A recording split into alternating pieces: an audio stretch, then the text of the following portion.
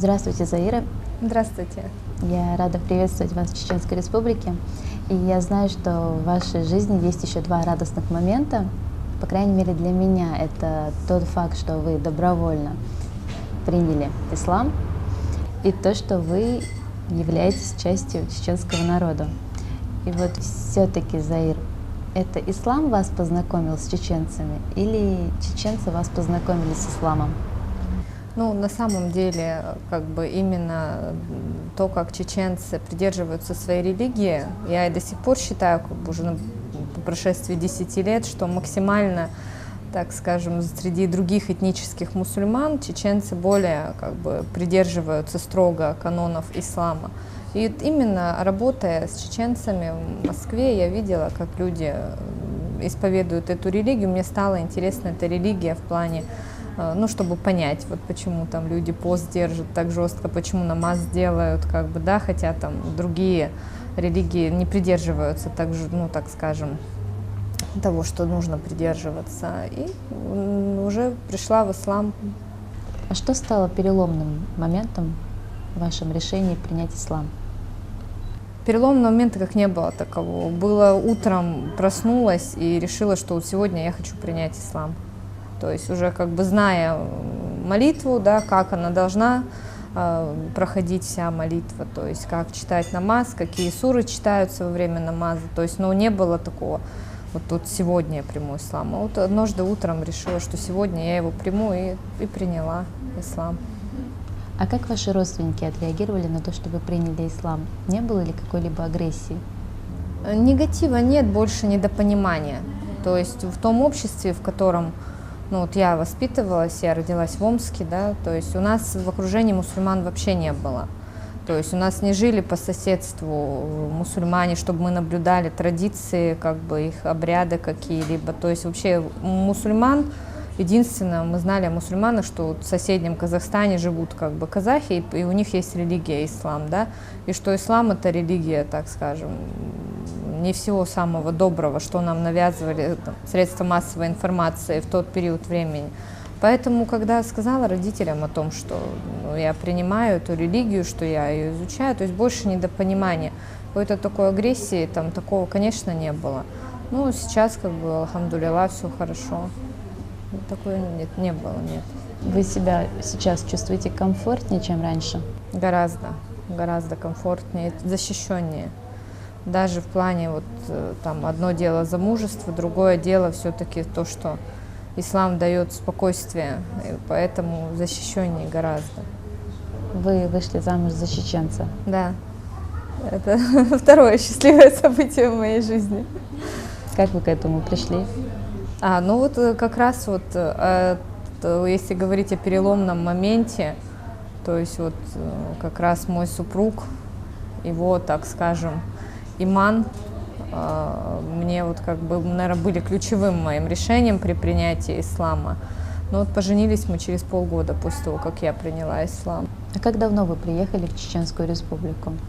Ровно год назад. Что вас привело сюда? Привело, уже до этого в гости приезжали, приехали, закончился определенный этап, так скажем, работы. Работали в последнее время в Нижневартовский Ханты-Мансийский автономный округ. И приехали на лето отдохнуть сюда, к родственникам, ко всем. И так как-то и остались. Приехали отдохнуть и остались здесь. Вам здесь комфортнее жить? Комфортнее, чем в других, например, городах. А с чем это связано? Это связано с свободой вероисповедания. Хоть мы и говорим о том, что есть закон Российской Федерации, позволяющий свободно исповедовать свою религию в любой точке Российской Федерации. По факту это, конечно, не так.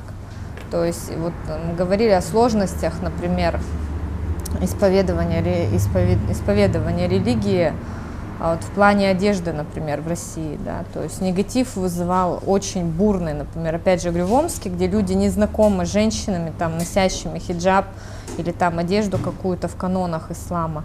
То есть я так скажем, первая, кто появилась в хиджабе, да, то есть и это вызывало реакцию очень сильно негативную. То есть в других городах пребывая, более, так скажем, где люди знакомы с исламом, где женщины одеваются в рамках канонов ислама, там, конечно, там на тебя не обращают внимания, пальцем не показывают, не фотографируются на твоем фоне, когда ты идешь. То есть в Омске это все, так скажем, очень тяжело проходило. А здесь, ну, прекрасно, никто не смотрит на тебя, какого-то повышенного внимания ты не вызываешь. Воспитывать детей лучше, чем в Чечне, их нигде не воспитаешь.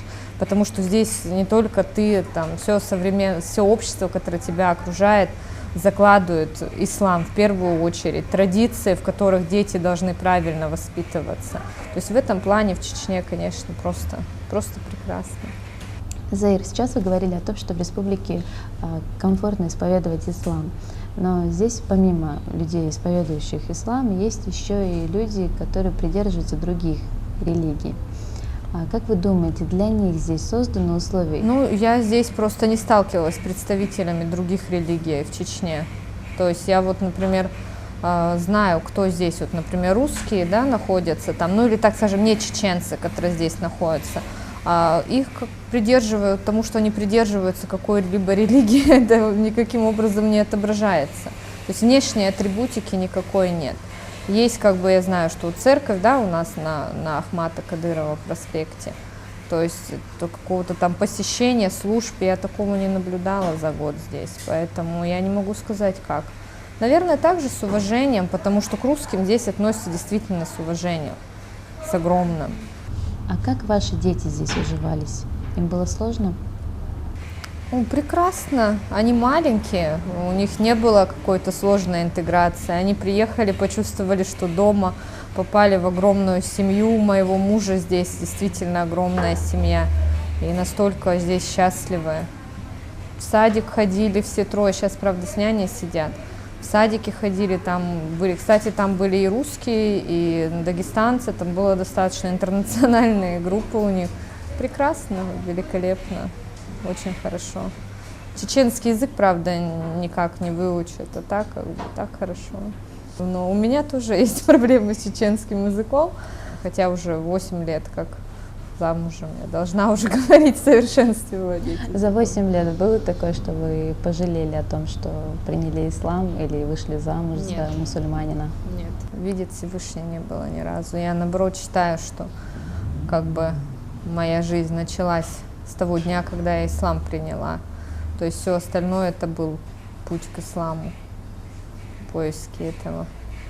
А вы свое будущее как видите? В первую очередь в детях будущее. Я очень сейчас как бы набрала на себя большую занятость по работе. И вот сейчас вот максимально стараюсь, наоборот, разгрузиться, больше им внимания уделять. Я вот все думала, что они маленькие-маленькие, что там что-то это нужно еще наверстать, доложить, заложить. Сейчас думаю, что надо оставлять работу, больше внимания детям уделять. То есть в них хочу видеть все свое будущее. А работа у вас в чем заключается? Я руководитель федерального информационного справочника 4Гео на Северном Кавказе. То есть это федеральная служба, в 89 городах России представлена. Ну и вот мы ее представили год назад в Грозном. Немного расскажите о работе.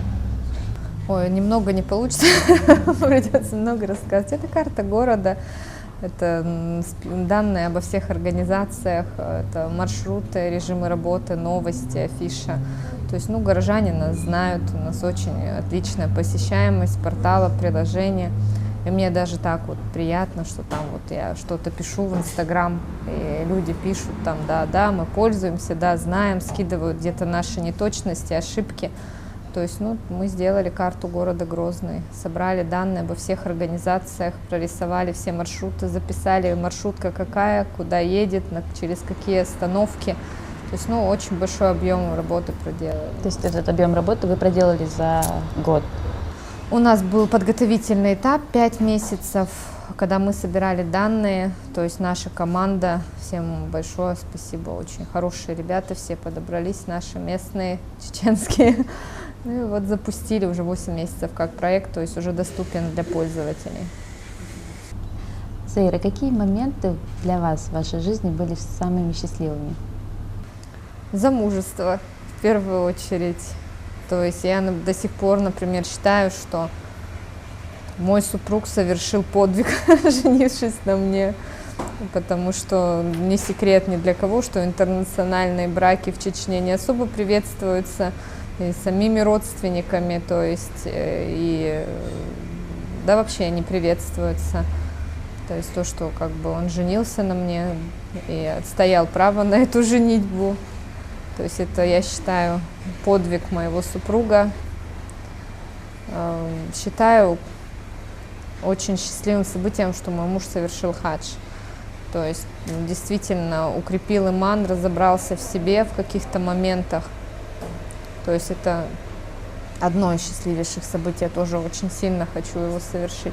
Рождение детей, то, что они у меня садятся кушать, говорят бисмилла, там, стоят из-за стола, говорят далма еще. То есть для меня, конечно, это очень счастливые моменты, как они растут.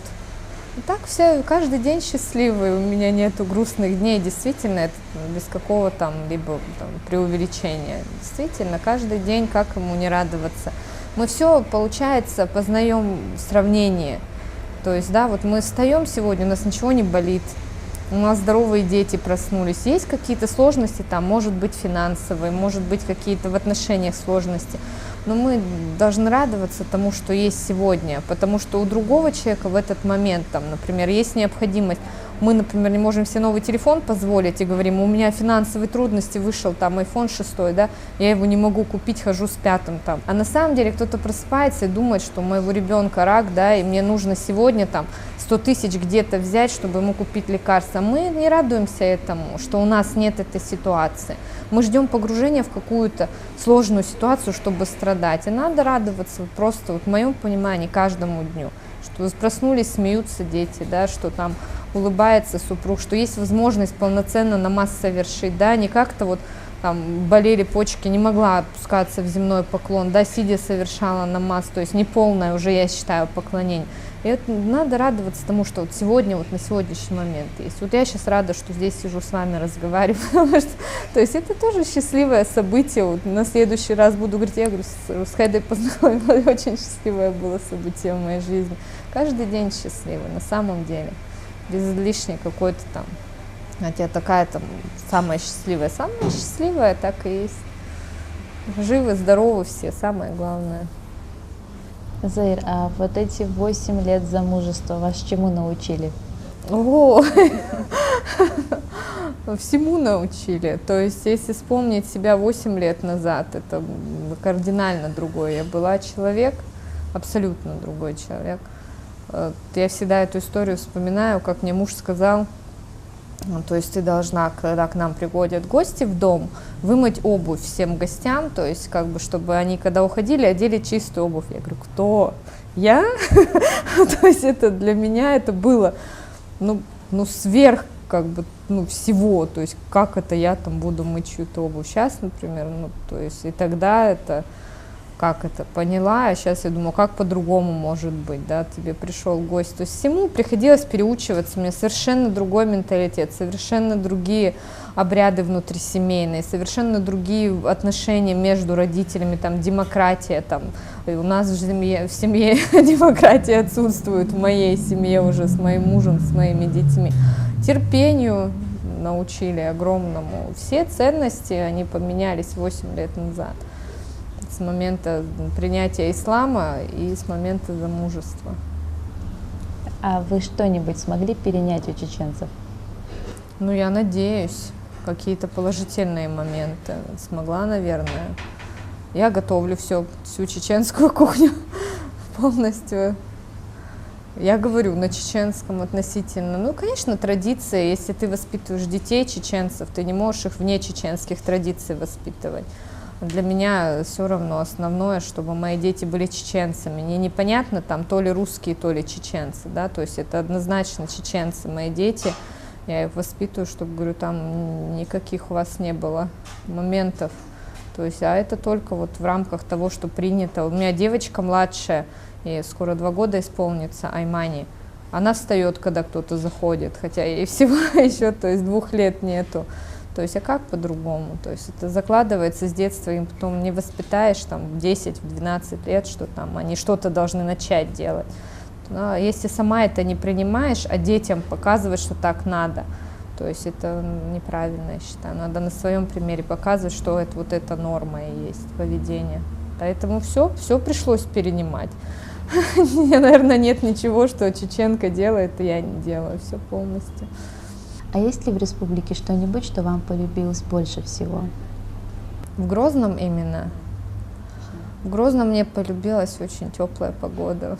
Мне полюбилось это сердце Чечни мечеть. То есть в любое время года я ее наблюдала, я работаю рядом с ней. Конечно, там вот особое состояние. Вот мы сейчас проводили выставку в Грозном на всероссийскую стоматология Кавказа. Была выставка, мы ее проводили, организовывали. И привезли со всех регионов людей, которые занимаются так или иначе стоматологическим оборудованием, продажей материалов. И вот когда мы делали для них развлекательную программу, мы их повезли в мечеть «Сердце Чечни». Я попросила свою подругу Райну Алиеву, чтобы она нас сопровождала, то есть как гид, да, выступала. И сама, конечно, туда пошла, в мечеть в эту. И я вот там не могла говорить. Вот у меня вот это религиозный, ну, возможно, это вот как экстаз описывается, да, то есть вот находясь вот именно в мечети, в этой вот, я пыталась, я хотела начать рассказывать, я подготовилась там, чтобы рассказать, а вот только стояла и говорила, ну посмотрите на это, ну посмотрите на это. То есть они на меня смотрят, но люди не мусульмане, они все равно были поражены красотой, да, этого, так скажем, религиозного объекта. И вот как бы рассказать ничего толком не смогла. То есть уже когда вышли на улицу, уже когда ехали в казино Иам, уже ехала так успокоилась, что-то начала рассказывать, там, моя история, а там внутри как бы не могла. То есть если из мест любимое, то это вот как раз сквер вокруг сердца Чечни, то есть, ну и непосредственно сама мечеть. А что бы вы могли на прощание пожелать чеченскому народу? Что можно желать вот обыкновенным людям, да, самим себе? Чтобы не болели дети, чтобы были живы родители, чтобы максимально мирно жили друг с другом в первую очередь, чтобы мирно соседствовали со всеми другими республиками, народами, чтобы бизнес процветал у всех, кто решил начать бизнес в Чеченской Республике, чтобы детей отдавали учиться в школах хафизов. Мы тоже планируем своих детей обязательно отдать, обучаться. То есть что можно пожелать как любым как бы людям? Чтобы было все хорошо, потому что Чечня это, ну, это сердце мое, по крайней мере, точно. То есть я приехала сюда, я говорю, ну, первый раз за много лет я почувствовала, что я дома нахожусь, потому что, ну, мне комфортно здесь. Так. Ну что, Заир, я вам благодарна за то, что вы уделили нам ваше внимание. Вам я желаю счастья и удачи в вашей работе и в вашей семье. Спасибо.